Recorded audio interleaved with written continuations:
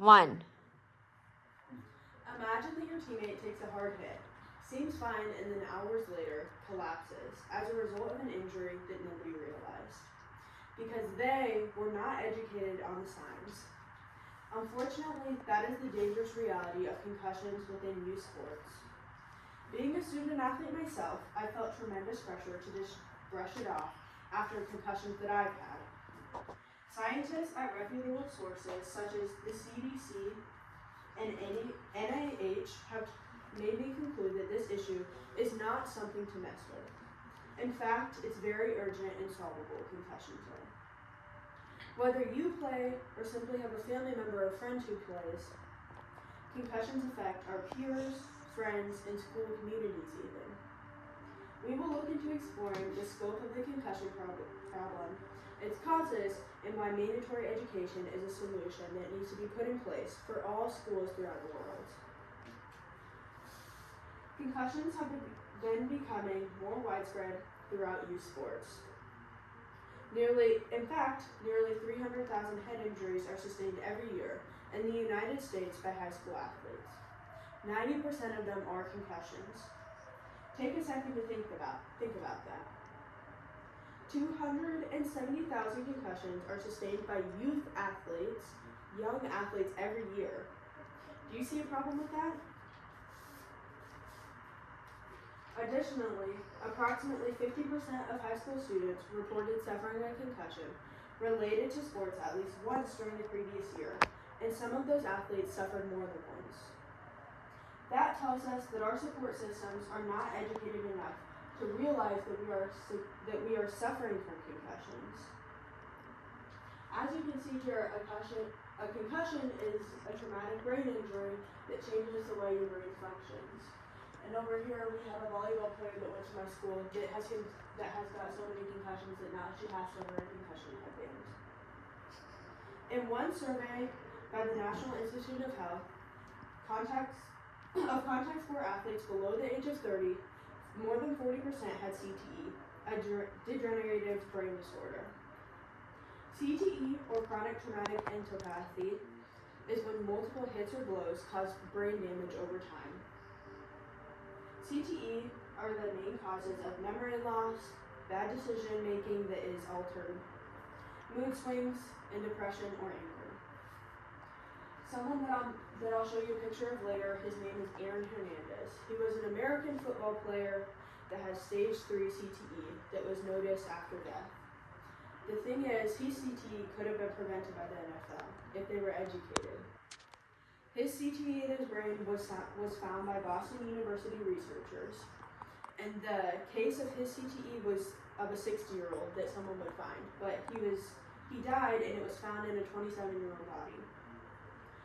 That resulted in his family filing a lawsuit against the NFL because they failed to protect their player from danger of repeated head trauma. These numbers show how widespread and serious concussions are. Now let's look at why they've become a problem. My research has shown that awareness gaps and inconsistent protocols are the main factor. This involves untrained athletic trainers, even many students, coaches, and parents that are not able to accurately identify the symptoms and signs of a concussion. On the screen, you can see that the symptoms are headache, nausea or vomiting, balance problems or lightheadedness, temporary loss of consciousness, double vision or blurry vision, and ringing in the ears. Ringing in the ears is really common when the athletic trainers are asking you what you're feeling. Another thing that's common is sensitivity to light and noise, feeling tired or drowsy, changing in sleep patterns, depression or sadness, and also mood swings are something that is very common.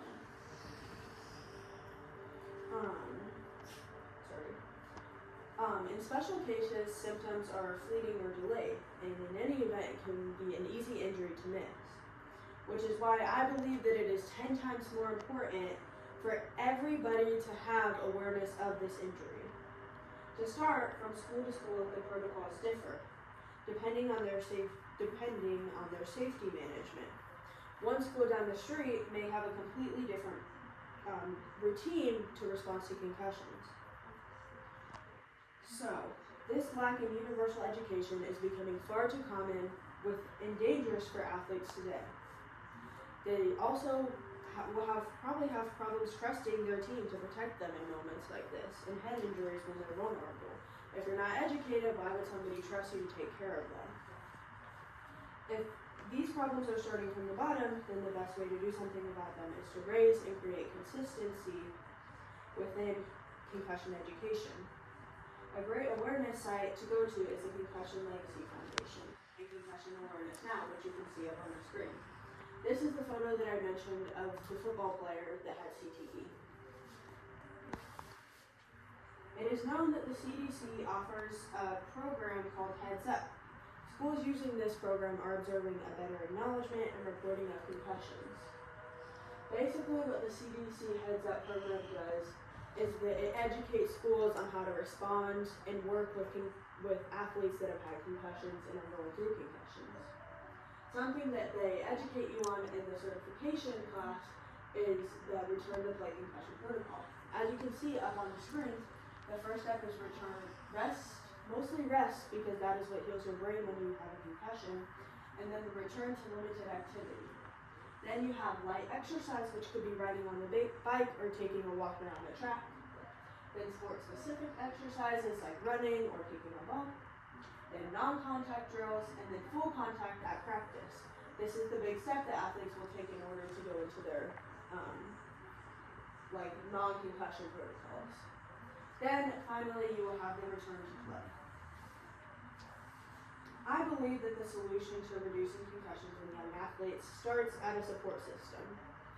This will be by annual concussion education classes. I believe those should be required for all student athletes, coaches, and also the parents because they're also in their daily life.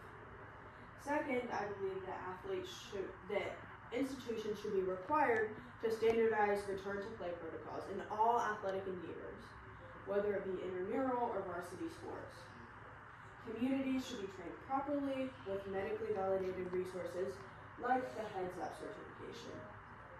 These suggestions, taken positively on safety, can and must dramatically diminish the health risk outcomes for young athletes.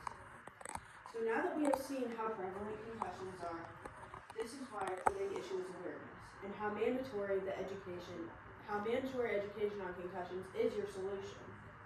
Concussions have the power to cut short not only seasons, but also athletes' futures. An educational effort might make the difference between life or death. Next time that someone walks off the fields feeling dazed, imagine a school where everybody knows how to respond properly. That school can and should be your school.